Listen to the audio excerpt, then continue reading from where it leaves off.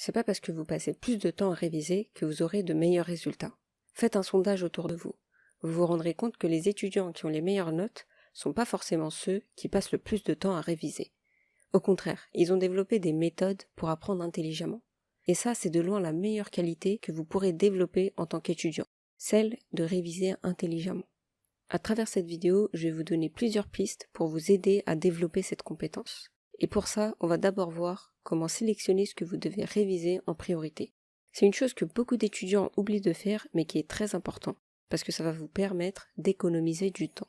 Vous vous rendrez compte que tous les cours ne valent pas la peine d'être appris.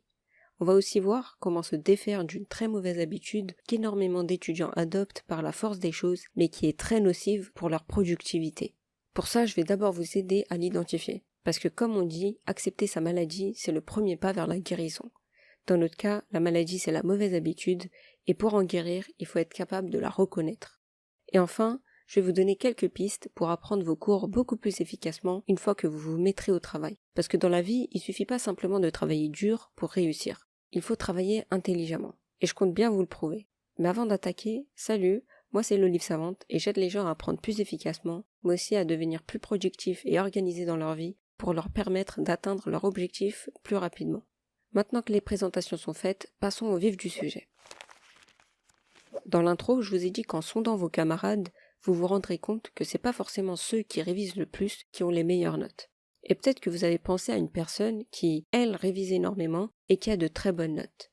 Sauf que si vous comparez l'éthique de travail de cette personne à la vôtre, vous serez sûrement découragé, parce que vous réaliserez peut-être que vous n'avez pas envie de passer toute votre vie à étudier comme elle le fait. Mais ne vous inquiétez pas, il y a une méthode qui permet d'avoir de bons résultats sans pour autant passer vos journées à étudier.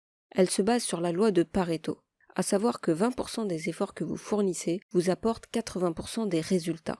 Et ça, c'est une loi qui s'applique à peu près dans tous les domaines de la vie. Par exemple, 20% des produits d'une boutique apportent 80% de son chiffre d'affaires.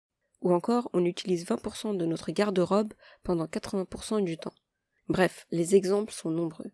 Mais ce qui nous intéresse, nous, en tant qu'étudiants, c'est de savoir quels 20% de nos cours vont nous apporter 80% des points le jour de l'examen.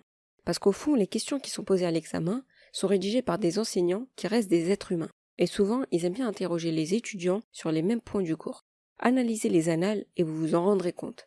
Donc plutôt que d'apprendre le cours et ensuite vous entraîner sur les questions d'examen, partez des annales et identifiez les parties du cours qui tombent souvent aux examens et assurez-vous de les apprendre sur le bout de vos doigts. Moi, je me souviens avoir eu une révélation quand j'ai découvert cette astuce. Avant, je savais jamais par où commencer les révisions. Mais après ça, j'ai toujours commencé par réviser les parties du cours qui retombaient le plus souvent aux examens, comme ça j'étais sûre que j'apprenais pas pour rien. Parce qu'un problème que j'avais souvent quand j'étudiais, c'est que je me demandais, est-ce que ça vaut vraiment le coup d'apprendre ça franchement? Et depuis que j'applique cette méthode, j'ai ma réponse. Je sais qu'en apprenant ce cours, je m'assure un certain nombre de points le jour de l'examen, parce que le prof aime bien poser des questions dessus. Et les révisions deviennent tout de suite plus faciles et moins stressantes quand on sait pourquoi on apprend. Une erreur qu'il faut que vous évitiez à tout prix, c'est de faire du multitâche. On a souvent l'impression d'être plus productif en faisant plusieurs choses à la fois, mais c'est tout le contraire. Plusieurs études ont démontré que le multitâche rend moins productif et nous distrait dans la réalisation de nos tâches. En faisant du multitâche, chaque tâche prise séparément sera réalisée à un degré moindre. Alors que si vous vous concentrez et accomplissez chaque tâche à la suite des autres, vous les aboutirez beaucoup mieux. Donc pour être efficace, accomplissez une seule tâche à la fois. Par exemple, n'essayez pas de réviser tout en répondant à vos messages, en regardant une série ou en checkant votre feed Instagram. Coupez vraiment toutes les distractions autour de vous pour être plus concentré. Pour ça, retirez toutes les notifications de votre téléphone et mettez-le de côté, ou du moins mettez-le en mode avion pour ne pas être dérangé. Déconnectez-vous des messageries instantanées sur votre ordinateur et fermez tous les onglets qui n'ont aucun rapport avec ceux sur quoi vous travaillez. Pour aller plus loin, vous pouvez même installer un bloqueur de sites sur votre navigateur pour interdire l'accès aux sites qui vous font perdre du temps, que ce soit Facebook, Twitter, Instagram ou que sais-je encore. Pour ça, il y a un plugin que vous pouvez installer sur Chrome qui s'appelle Stay Focused où vous pouvez paramétrer les sites que vous souhaitez bloquer. Et je vous assure qu'en appliquant simplement ce que je viens de vous dire, votre concentration va monter en flèche. Donc si vous voulez vous mettre au travail efficacement, choisissez une seule tâche à accomplir et réalisez-la en coupant toutes les distractions autour. La troisième astuce qui vous permettra de travailler intelligemment, c'est d'être proactif. Mais avant d'entrer dans le détail, permettez-moi de vous donner une image pour appuyer mes propos. Si demain on vous demande de déplacer un gros rocher d'un point A à un point B, vous pouvez soit décider de le pousser à la force de vos bras jusqu'à la destination finale, ou soit décider de le transporter dans une voiture pour aller jusqu'au point B. Ça vous demandera nettement moins d'efforts et au final, vous arriverez beaucoup plus vite à destination.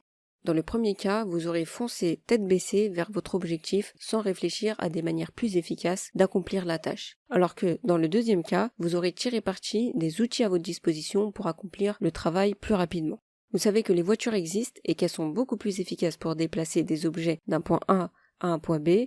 Vous faites le lien et vous décidez de déplacer le rocher en voiture pour gagner du temps et économiser votre énergie. Le simple fait de connaître l'existence des voitures vous donne un avantage compétitif sur vos concurrents. Et pour le transport, tout le monde pense à la voiture directement, parce qu'on sait que ça existe. Mais dans l'apprentissage, l'un des gros problèmes, c'est que les gens ne connaissent pas les outils qui peuvent leur permettre d'apprendre plus d'informations, plus rapidement, et le tout en fournissant moins d'efforts. Pourtant, les sciences cognitives ont démontré l'efficacité de ces méthodes d'apprentissage par rapport à nos méthodes traditionnelles. Donc je pense que le problème, c'est pas que les gens n'y croient pas, mais qu'ils ne les connaissent pas, tout simplement.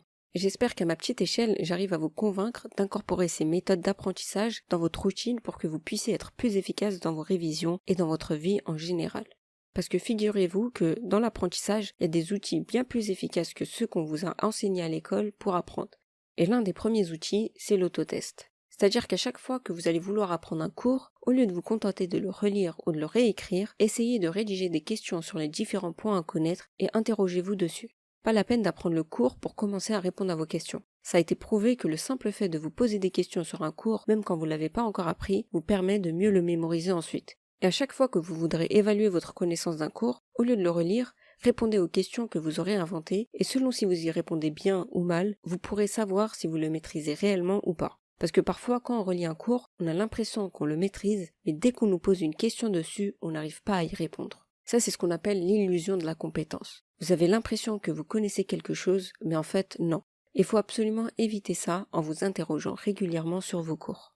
Mais quand je vous dis régulièrement, j'entends pas par là tous les jours. Au contraire, c'est humainement impossible, selon moi, d'apprendre tous ces cours quotidiennement. Ça peut peut-être marcher en début d'année quand vous n'avez pas beaucoup de cours à apprendre, mais au fil du temps, vous allez accumuler tellement de cours que c'est pas possible de les revoir tous les jours. Donc faut que vous organisiez un planning de révision pour revoir chaque cours régulièrement jusqu'à vos examens.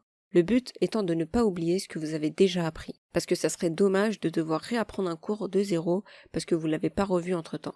Voici un exemple de planning que vous pouvez suivre pour réviser un cours efficacement. Prenons que vous apprenez un cours pour la première fois un jour J. Pour le mémoriser sur le long terme, revoyez-le d'abord un jour après, puis 3 jours après, puis 5 jours après, puis 8 jours après, puis 13 jours après, et ainsi de suite jusqu'à 144 jours après, ce qui équivaut à peu près à 4 mois. C'est là que je m'arrêterai pour mon exemple, mais sachez que vous pouvez allonger les intervalles encore plus après ça, selon vos besoins.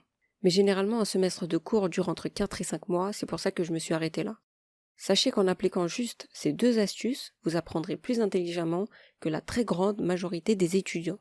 Et vous aurez de meilleurs résultats sans forcément passer tout votre temps à réviser. D'autant plus qu'appliquer ces méthodes, ça vous demande aucun sacrifice. C'est que du bonus. Donc autant abandonner vos méthodes d'apprentissage désuètes et commencer à appliquer les méthodes que je viens de vous présenter. Et avant de vous quitter, laissez-moi vous raconter une anecdote personnelle qui vous motivera peut-être. Je me souviens que quand je suis entrée à l'université, mes notes ont drastiquement chuté.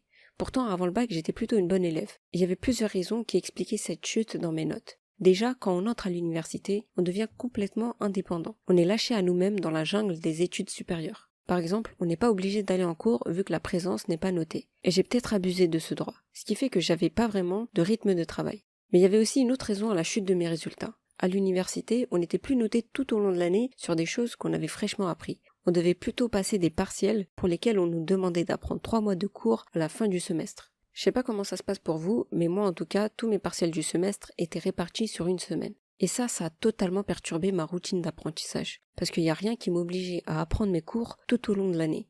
Du coup, je le faisais pas. Ce qui fait que je me retrouvais souvent à réviser tous mes cours au dernier moment. J'avais beau prendre des nouvelles résolutions à chaque début de semestre, j'arrivais jamais à m'y tenir. Et même si j'ai pas complètement fini mes études aujourd'hui, j'ai quand même réussi à obtenir mon diplôme. Et si vous aussi vous vous trouvez dans une situation où vous devez réviser vos partiels au dernier moment, vous inquiétez pas. Dans votre diplôme, il n'y aura pas écrit si vous l'avez eu en révisant à la dernière minute ou si vous l'avez eu en ayant assisté à tous les cours et en prenant des belles notes dignes d'un artiste avec votre iPad nouvelle génération. Non, je suis pas jalouse. Bon, peut-être un peu, parce qu'au fond, j'aurais aimé être cette personne. J'aurais aimé prendre des belles notes, être super organisé dans mes cours et prévoir à l'avance un calendrier de révision. Et ensuite arriver le jour de l'examen de l'esprit serein parce que je savais que je maîtrisais tout le programme. Au lieu de ça, pendant mes 5 années d'études supérieures, je repoussais toujours mes révisions au lendemain, puis au surlendemain, jusqu'à ce qu'il me reste plus que 2 semaines, voire quelques jours avant les examens, et là je me disais qu'il était peut-être temps de réviser. Du coup, je me devais de développer des techniques spéciales pour réussir à valider mes examens, malgré le peu de temps qui me restait pour les réviser. Si vous aussi vous retrouvez dans cette situation où vous devez réviser tout un semestre de cours entier en quelques jours, pas de panique. J'ai préparé un programme pour vous aider à réussir vos examens, même si vous les révisez que quelques jours avant l'échéance. Dans ce programme, vous allez apprendre à organiser vos révisions pour ne réviser que l'essentiel. J'entre beaucoup plus en détail sur comment identifier les 20% du cours qui vous apporteront 80% des points le jour de l'examen. Et vous verrez que ça va totalement changer votre manière d'apprendre et vous serez nettement plus efficace dans vos révisions. Le tout à l'aide d'astuces que peu de gens connaissent. Ensuite, je vous donne les meilleures méthodes pour réviser au dernier moment selon les matières que vous apprenez. Ces méthodes de révision sont prouvées par les sciences cognitives comme étant les plus efficaces pour apprendre. Et enfin, je vais vous donner mes méthodes de révision ultimes que j'ai développées et qui m'a notamment permis de valider une matière en la révisant seulement la veille de l'examen. En gros, je vous donne vraiment toutes les astuces de révision que j'ai accumulées au cours de mes 5 années d'études supérieures, durant lesquelles j'ai souvent dû réviser au dernier moment et qui m'ont permis de valider mes examens à tous les coups. Si vous êtes intéressé par cette formation, il vous suffit de cliquer sur le lien en description. Sinon, vous pouvez toujours aller consulter ma playlist pour réviser au dernier moment qui est disponible sur ma chaîne en cliquant juste ici. Voilà, c'est tout pour cette vidéo. Si vous trouvez qu'elle a été utile, n'hésitez pas à vous abonner et à me laisser un petit commentaire juste en dessous, ça me fait toujours plaisir de les lire. On se dit à la prochaine pour une nouvelle vidéo sur le thème des révisions. Ciao!